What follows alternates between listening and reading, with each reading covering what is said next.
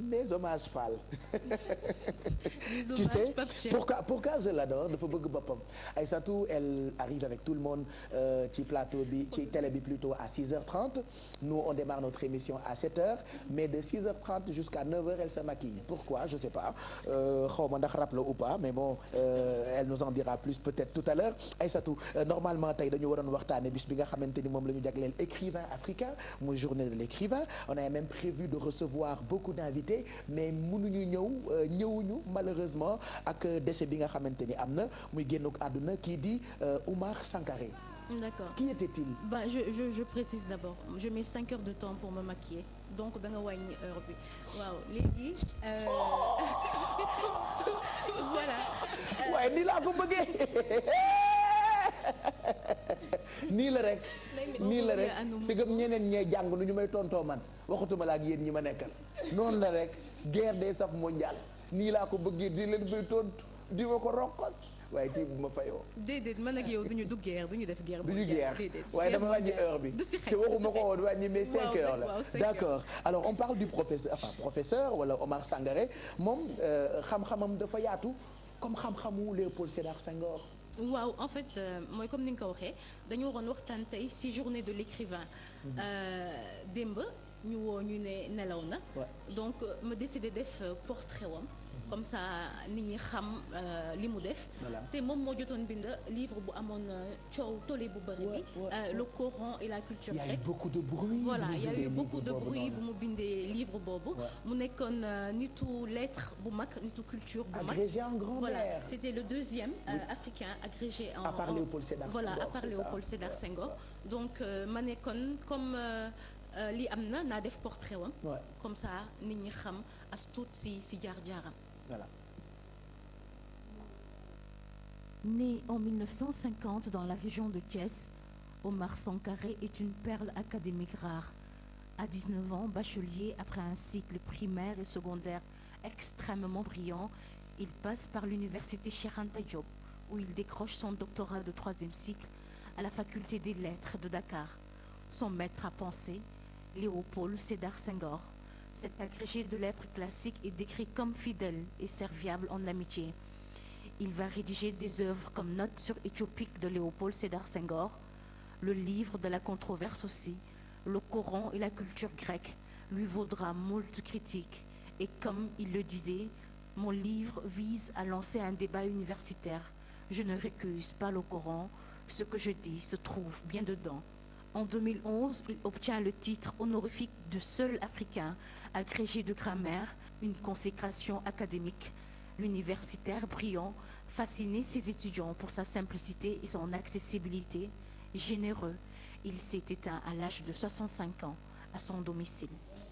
Omar Sangaré s'en est allé muy hommage boo xamante ni def nga ko ci gëstu ci français defe naa buñ ci ñëwaatee jaar-jaar bi mën nañu ko waxtaanee fii ba suba et puis bokk na ci ñi nga xamante ni ñoom le professeur Songué tuddee les meilleurs intellectuels de ce pays ñoo xamante ni jar na ñu leen di jàng quand même ci école yi pour xale yi gën a mën leen def référence. waaw dafa nekkoon tamit ku bëgg kàllaama nasaraan. mu jëloon. Léopold Sédar Senghor du ma wax ne référence la mais mu am lu bëri lu mu sukkandiku woon ci moom mu dem ba bind tamit benn essai ci moom pour wax ci œuvre littéraire yi expliquer nit ñi lan mooy liggéeyu Léopold Sédar Senghor mu jot a bind tamit beneen livre bu mu réédité la woon bu defe naa Ousmane Sembène Nuit et Jour nu ñu koy waxatee mu bind tamit ci Youssou Ndour bind na ci Youssou Ndour le poète wax ci richesse su parole am wax tamit ci liggéeyu nit ki donc malheureusement dafa am livre boo xam ni moo génn mu xaw a je dirais pas que yàq carrière am mais mu am polémique mu bëri mais je trouve que nit ñi voilà loolu la ñuy retenir alors qu'il a fait des choses très bien et je pense que peut-être que ñàkk déggoo la mais moom comme nu mu koy waxee li mu si jublu woon lu baax la du loo xam ni pour indi polémique mais c'était juste pour que mu am benn réflexion sur li coran am ak culture grecque si yenn affaire yu ñuy sukkandiku quoi. Voilà parce que période boobu noonu sama classe gi bëgg ay wax liiruñu woon livre bi mais ñi ci doon commentaire lu ci ëpp mooy ñu ko liirul. Voilà je pense que mbir moom balaa nga ci wax il faut nga comprendre. Justement moom sax nous aussi on n'a jamais osé en parler. Parce que liiruñu ko woon comprendre ñu ko woon li ñu ci xam rek mooy c'est un grand homme. Voilà c'est un grand homme man mii di la wax sax liiruma livre bi. mais am na lu ma si jotoon a dégg di xam. et si li ma si jotoo dégg ak moom si li mu jotoo wax. Moi j'ai comprendre naa ko si benn côté. C'est man je pense que c'est juste une question de compréhension. ku nekk ak ni nga koy jëlee daal. Voilà mais je pense que dañ ko war a sargal delloo ko waat sargal. Voilà en tout cas ñun nous lui rendrons hommage à travers suñu ay reportages ci rédaction bi loolu xam naa liggéeyu Aïssatou Paye Fall lay doon moom mooy Miss Culture bu télé bi. On va parler d'un groupe boo xamante ni mu ngi tudd La Case yaa ngi ko découvrir dëkk bu ñu naan Cameroun. waaw en fait c'est pas moi qui ai découvert ça.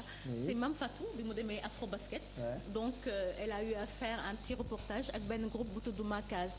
C'est un groupe camerounais boo xam ni seen musique day laal si influence yu bëri. Il paraît qu'ils sont très originales hein? Ouais mais bon comme je vais en parler mais c'est pas un truc que je connais vraiment bien. Mais j'ai pu me ressourcer un tout petit peu pour xam. Donc voilà et il y a même un de leurs percussionnistes boo xam ne jot na jaar si Youssou Ndour si Super Étoile. Donc on va les écouter ñu xool seen musique lan lay joxe tuuti. Voilà donc le groupe s'appelle La Case. Ils sont du Cameroun Ma Case. Voilà de Yaoundé. On les regarde.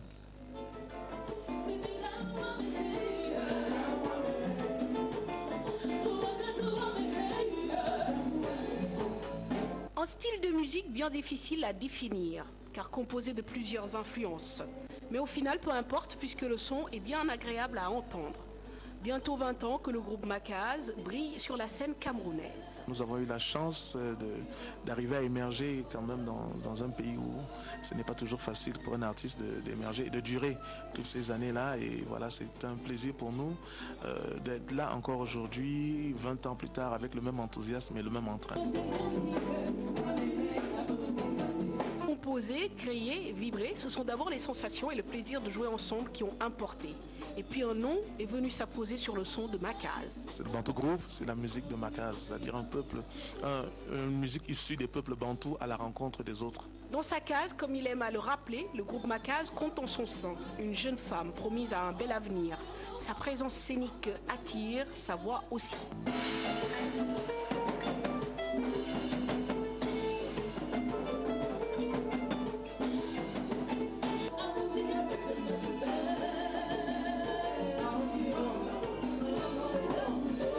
Sandrine Nanga a intégré le groupe il y a 3 ans, alors qu'elle était encore au collège.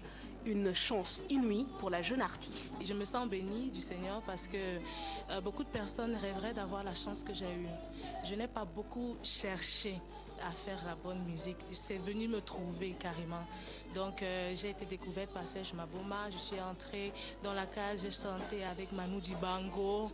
En même pas 2 ans, j'ai rencontré Manu Dibango, j'ai rencontré Richard Bona. La musique est propice aux rencontres et aux belles rencontres. Serge Maboma, leader de Ma Case, en a eu quelques-unes. Chronologiquement, je dirais Manu Dibango dans un premier temps qui nous a adoptés. Et puis après, Youssou Ndour qui nous a pris, nous a invités, nous a amenés à Dakar. Et je pense que l'expérience dakaroise a été déterminante parce que ça nous a permis de voir comment on peut réussir en tant qu'artiste en résidant en Afrique. Et je pense que l'axe Dakar-Yaoundé qu'on a essayé de monter a commencé à porter ses fruits avec les musiciens camerounais qui aujourd'hui font partie du Super Étoile. Cet axe Dakar-Yaoundé, Marc-Stéphane Zana TBD, batteur et percussionniste, l'a expérimenté. Il a joué avec le groupe mythique de Dakar, le Super Étoile. L'intégration dans le Super Étoile, c'est beaucoup plus passé à travers Serge Maboma du groupe Ma Case. En 9 mois, j'ai vraiment visité Dakar, Mbou, Fatick, Kaolack. J'ai fait la tournée, quoi. J'ai beaucoup appris dans le Super Étoile.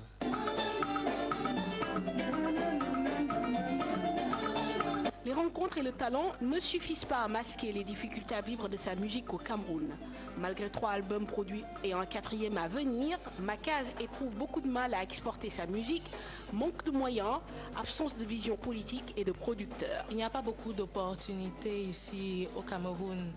Tu vas faire de la bonne musique, mais tant que tu n'as pas quelqu'un qui accepte de te porter, tu n'as pas l'opportunité de rencontrer la bonne personne, tu continueras à chanter dans ta chambre.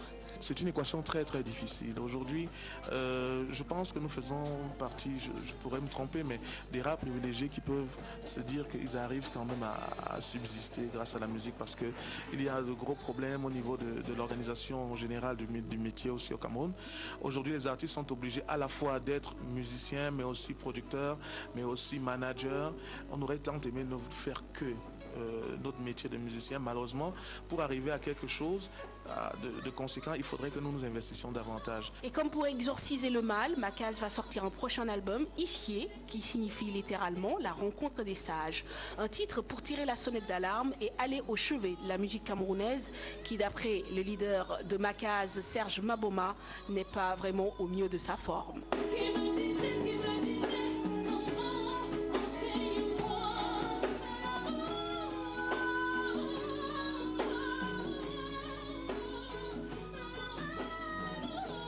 Voilà, une rencontre réalisée au Cameroun avec ce groupe qui s'appelle Makaz. Après, il y a eu beaucoup d'artistes, beaucoup de musiciens camerounais qui sont dans Super Étoile, hein, entre autres ki ñu wane léegi ci biir reportage moom ci la bokkoon après mu dellu comme quoi am na benn pont bu dox ci diggante Sénégal ak Cameroun grâce ak Super Étoile. Bien sûr. Voilà. Mais comme on dit, culture kii benn la peut-être. Si musique yëpp il y a pas de frontière, voilà, comme tu dis. Donc muy son bi bu dee rumba la wala leneen wala ñoom seeni son wi am na loo xam ne mën nañ ko mélanger ak suñu mbalax ak yëpp wala dara ba mu jàll. Voilà, surtout que Bikutsi c'est un genre boo xamante ni mën nañ ko gis lu bëri Cameroun dafa xaw a mbalaxe donc moo tax ñoom ñu bëri Super Étoile donc découverte la woon. Faciliter seen intégration. Parce que musique sénégalaise dañuy wax tout le temps que moom moo gën a difficile que yeneen musique yi. Yeneen musique yi di nga ko mën bind mais c'est très dur que nga ñëw jël mbalax bind ko naan fii dóora fii ree fii fa c'est très dur. boo dee gis Super Étoile ak lu ñu mënti tëgg doo sentir sax ni am na ay Camerounais wala am na ay étrangers ñoom en fait si Bercy bi ils se sont intégrés dès la répétition. Ah oui. doo sentir que ñu bees lañ wala quoi que ce soit dañu ñëw rek bokk comme on dit. Voilà et puis Yaoundé bëri na ay Sénégalais yu fa nekk di ñu seetaan ñu ngi leen di nuyu on leur souhaite une bonne journée ah am na quartier bu tudd Briqueterie on a beaucoup d'amis là-bas nous on connaît Cameroun. Yow da ngaa demoon Cameroun. Ah oui j'ai été à Yaoundé je connais Briqueterie